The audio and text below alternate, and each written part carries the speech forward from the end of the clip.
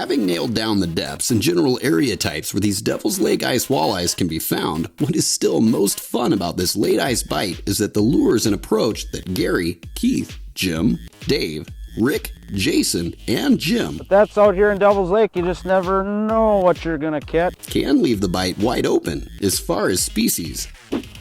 Fish with teeth. So long as you're willing to move to stay on the fish, there's always the added bonus of a nice pike bite or even a trophy perch in between walleye bites. Here comes one, Gary. You got one to hold, Jimmy? Yeah, he's coming up pretty fast. Oh, look at that rod bend. How does he feel? That's a good one, Gary. It's a good one. All right. Why don't you come help me? Right over. Wow, it looks good. Big fish. Oh, is he a good one? Yeah, he's a good one. He's a good one. Don't lose him, Jim. Don't Here lose he comes, him. Gary. Here he comes. Oh, wow, Jimmy. Look at that one. Jimmy. Oh, look how sad he is. I know. What the heck? He looks like a crappie, so big from top to bottom. I know. We, just been moving around a lot, and I came to this hole. I found this one that was, already cut, and I, looked down. There he was, dropped down, that sucker shot up, and bam, he just slammed it. We just moved in here. We kind of like hop hole to hole. It was awesome. Yeah. Wow, is that a nice fish, Jim? Yeah, pounded it. Yeah. Oh, he really hammered it, didn't he? Yep. Holy man, he wasn't going to get away, buddy. No, I think I got the pliers here. Get him out. Yeah. Can't get him hooked any better than this, hooked right in the beak. Yeah. Oh, jeez.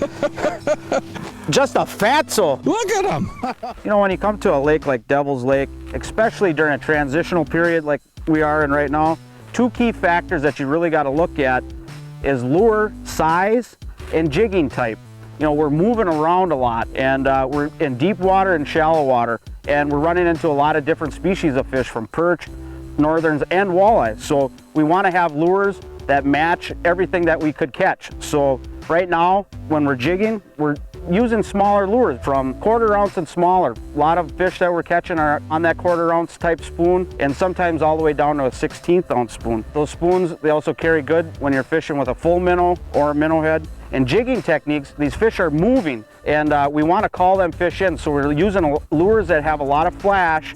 So when we're jigging, we're doing very big upstrokes to call them fish in, but we're always constantly moving that rod tip too. Flash that lure up, bring it down, and constantly pound it. So when that fish comes in, he's going to be really aggressive.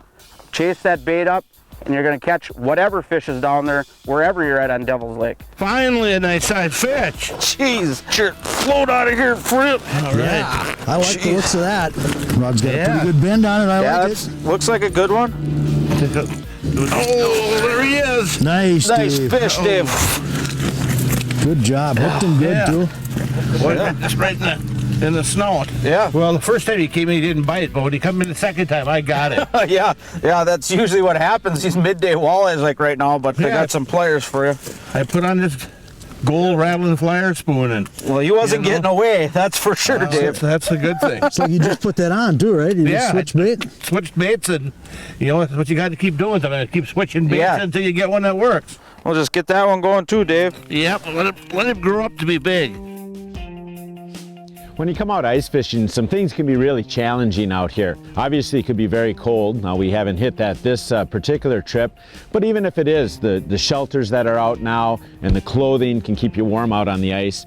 The other thing that's challenging is actually finding fish, because you can't, like when you're out in a boat, just drive around and grab for the fish. You actually have to drill holes and holes and holes and look around and try and find some active fish. It's a lot of work. But there is one thing that's kind of cool when you go out on the ice, and that is using your fish finder. We're fishing 1/4 ounce, 1/8 ounce type lures. They're oftentimes very difficult to drop down and feel the bottom. But the cool thing about a good fish finder is, see on this screen how that slanted line is cruising down towards the bottom? That's my bait going down there. And I know when I'm getting close to the bottom that I can stop dropping it. Once I start fishing, I can tell whether that lure is 6 inches off the bottom or is it 2 feet off the bottom, because that might be where the fish are. Now, the second thing that you'll notice, when you're out in open water, you're in your boat, rarely do you get to know if the fish are looking at your lure. When you're ice fishing, you can actually see fish come into the cone, look at your lure, and you can tell if they like the action that you're doing or not. And if they don't like it, maybe you got to switch lures or switch what happens next time another fish comes in. Lastly, when that fish does come in, there are things that you can do to actually trigger that fish to bite. And obviously you can't make your lure run away from it, but what you can do is pull away from it going upward. And a lot of times you'll see a fish come in, they'll look at the lure, they won't bite. You'll lift up a little, the fish will follow it. You'll jiggle it a little, they'll still be there. You'll lift up higher, and that fish will move in after it, and finally jiggle it some more, and that fish might take it. So you can actually entice that fish to bite. So yeah, ice fishing can be challenging, but I tell you what, there's some really cool things that happen on that depth finder that make it a lot of fun out on the ice.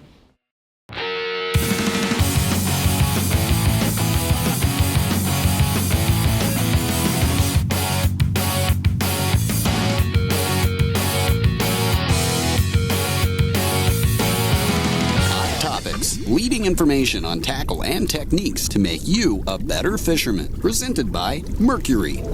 I've been using MUSTAD hooks for years, and because of the tremendous quality, but I've been kind of secretly waiting for this particular hook right here.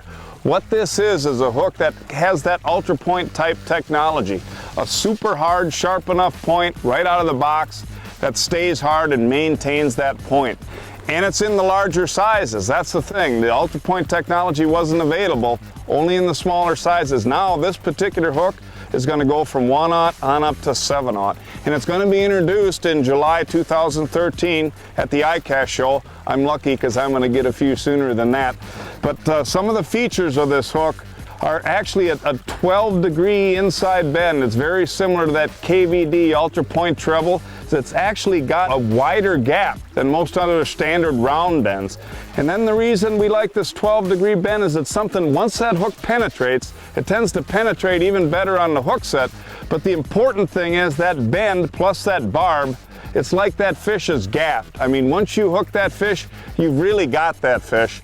And these have really got me excited because I'm going to be able to go out and put these on lures. I'm not going to have to sharpen that hook point. I'm not going to have to worry when I bang into rocks a little bit. I'm still going to check them, but I know these hook points are going to stay sharp, and I'm going to catch more muskies because of it.